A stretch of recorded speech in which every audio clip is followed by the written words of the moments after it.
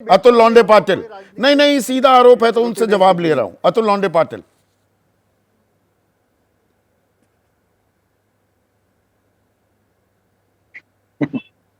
नहीं, ऐसा है कि हेगड़े जी को कुछ पता नहीं है। हेगड़े जी यहाँ आकर हवा में बातें कर रहे हैं। उन्हें पता नहीं है कि 11 अगस्त को जो आरक्षण दोनों सभागृह में, विधानसभा में और विधान परिषद में एकमत से पारित हुआ था, उसके बाद 29 नवंबर 2018 में 102वीं बीच में नहीं कृष्णा संस्तुति हेगड़े, है, सिर्फ अतुल लौंडे एक पाटिल को संविधानिक लीजिए संशोधन स्क्रीन पर। हुआ, हाँ, उससे राज्य सरकारों के अधिकार जो है वो ले लिए हैं और सुप्रीम कोर्ट ने,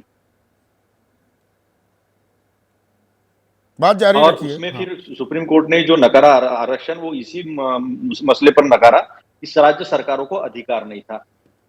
और उसी वक्त जब महाराष्ट्र का अधिवेशन चल रहा था, तो उस अधिवेशन काल में ये बात रखी गई सामने। फिर 127वां संशोधन कैसे आया संविधान में और सारे अधिकार राज्यों को वापस दिए गए। गायकवाड़ कमीशन जब अपॉइंट किया था, उसको सबने मान लिया था। तो गायकवाड़ कमीशन ने एक्स्ट्राऑर्डिनरी सर्कमस्टांसेस जो है ठीक से रखे नहीं।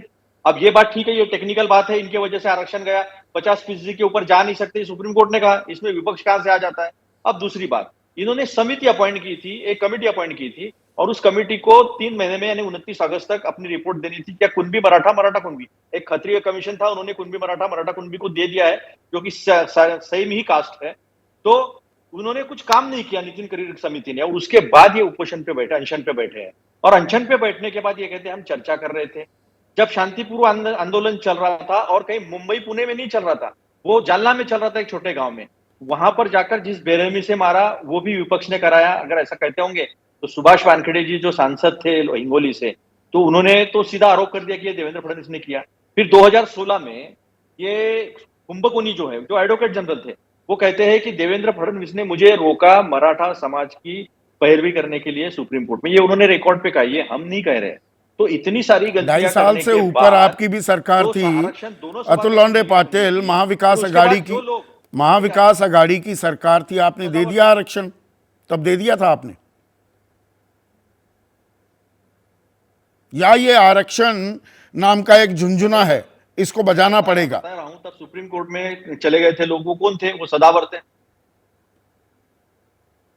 नहीं नहीं नहीं नहीं, ऐसा है कि इसका इसका इतिहास बड़ा है, मैं उसमें जाना नहीं चाहता। 2013 में नारायण राणे समिति हमने अपॉइंट की थी, उन्होंने आरक्षण दिया था। बाद में कोर्ट में कौन चला जाता है? जब दोनों सभागृह में पारित हो जाता है, तो सदावर ने कैसे चला जाता है? और वो कैसे देवेंद्र फडणवीस के करीब का है? तिरोडकर जो है वो कोर्ट में चला जाता है, वो कैसे इनके करीब का होता है? त्रिहरी अन्य जो एडवोकेट जनरल थे, वो कैसे उनकी तरफ से लड़ते लड़ते हैं, जिन्होंने आरक्षण को संस्तुति की थी, वो कैसे बाद में जाकर उनके खिलाफ जाकर लड़ जाते हैं? ये सारे लोग, जयश्री पाटिल जो सदावर्ती की एक सम्मानित भी है, उनकी पत्नी है, वो भी कैसे कोर्ट में चली जाती है आरक्षण के खिलाफ? जो इर्द गिर्द सारे सारे आंदोलन जो है, इर्द गिर्द जो है देवेंद्र फडणवीस के दिखते हैं, यही लोग कोर्ट में कैसे चले जाते हैं, जबकि दोनों सभागृह ने पारित किया था। और फिर इन्हें पता नहीं था, इनकी ही सरकार थी, और 102वीं जो संविधान संशोधन था, उससे राज्यों के अधिकार ले लिए थे। तो ये तो सुप्रीम कोर्ट की ऑन रिकॉर्ड बातें बता रहा हूं मैं कुछ विपक्ष की पैरवी नहीं कर रहा हूं। जो तथ्य है वो तथ्य आपके सामने रख रहा हूं। फिर ऐसे क्यों हो जाता है, और इनका संबंध इनसे क्यों आता है? कुंभकोनी तो कोई पॉलिटिशियन नहीं है, वो तो एडवोकेट जनरल थे महाराष्ट्र के।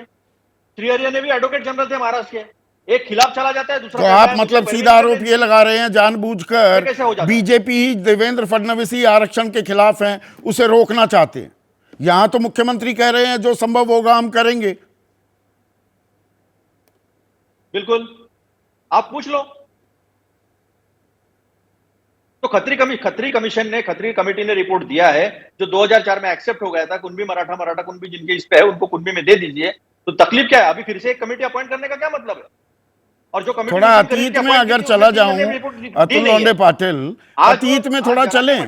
ये जब अनुसूचित, एक मिनट सुनिए ना, अनुसूचित जाति, अनुसूचित जनजाति के लिए आरक्षण का प्रावधान किया गया 50 के दशक में, कालेलकर कमेटी थी, उसने पिछड़ी जाति को आरक्षण देने से साफ इनकार कर दिया था। किसकी सरकार थी? और पिछड़ी जातियों को दरअसल आरक्षण किस आयोग को इंप्लीमेंट करने के चलते मिला? जो ठंडे बस्ते में आपके जमाने में पढ़ा रहा था, मैं मंडल आयोग की बात कर रहा हूं।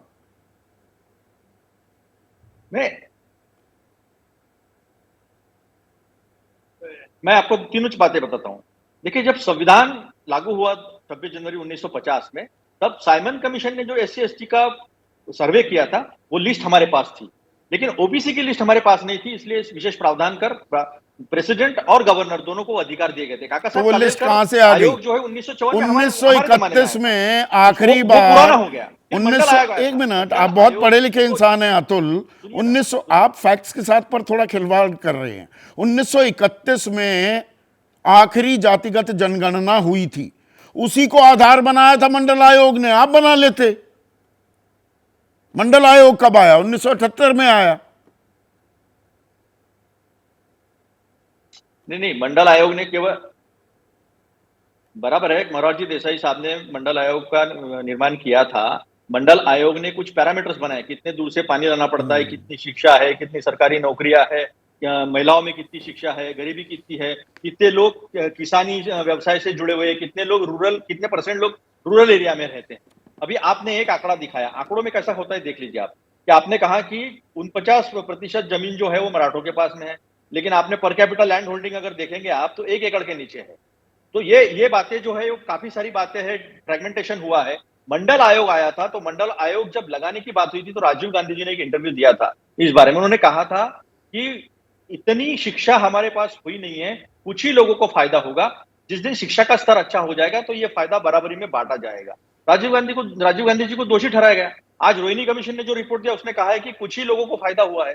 तो परिस्थिति जो है वक्त के साथ बदलती है, और बदलते 75 साल 76 साल आजादी के जो हो गए, 56 साल तो आपने ही राज किया है। एक मिनट,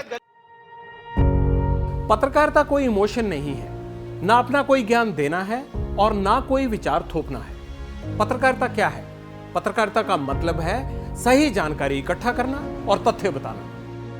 पत्रकारिता आज जितने महत्वपूर्ण दौर में है, शायद पहले नहीं थी। इस दौर से निकलने के लिए सिर्फ सच दिखाने की जरूरत है, वो सच जो आपके हित को आगे रखे। इसलिए अब रात 9 बजे प्राइम टाइम नहीं होगा, ये आपका टाइम है। जगविंदर पटियाल के साथ देखिए पब्लिक इंटरेस्ट, सोमवार से शुक्रवार रात 9 बजे सिर्फ एबीपी न्यूज पर। एबीपी न्यूज आपको रखे आगे।